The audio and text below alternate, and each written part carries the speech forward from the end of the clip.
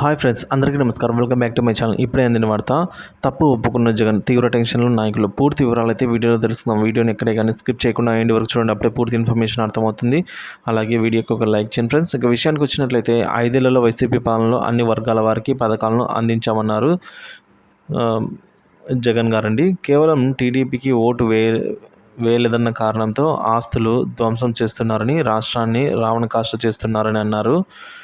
వైఎస్ఆర్ విగ్రహాలను ధ్వంసం చేస్తున్నారన్నారు. ప్రజాస్వామ్యంలో ఇలాంటి రాజకీయాలు నిలబడవు అన్నారు. తాము ప్రజల్లో వ్యతిరేకత కారణంగా ఓడిపోలేదు అని అన్నారు. చంద్రబాబు మోసపూరిత హామీల కారణంగా అధికారంలోకి వచ్చారన్నారు. రైతు భరోసా కింద ఇస్తామన్న 20,000 ఏమైందని ప్రశ్నించారు. అమ్మఒడి కింద ఇస్తామన్న 15,000 ఏమైందని ప్రశ్నించారు. 18 ఏళ్ల పైబడిన ప్రతి మహిళకు 1,500 రూపాయలు ఇస్తామని టీడీపీ చెప్పిందన్నారు. ఈ పథకం ఎప్పుడు ప్రారంభిస్తారని అయితే జగన్ గారు ప్రశ్నించారండి. ఇక పిన్నెల్లి రామకృష్ణారెడ్డిపై అక్రమంగా కేసులు పెట్టడంపై ధ్వజమెత్తారు.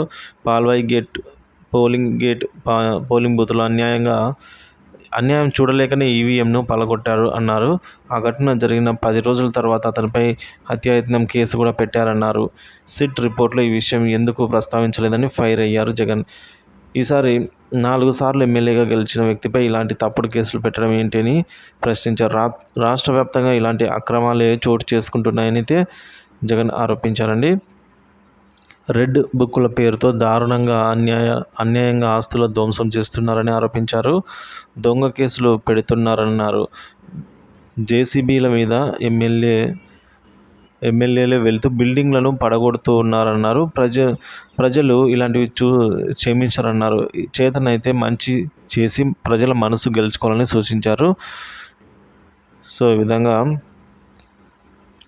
తప్పుడు సాంప్రదాయాలను ప్రోత్సహించడం ఇకనైనా ఆపాలి అని చంద్రబాబును హెచ్చరించారండి జగన్.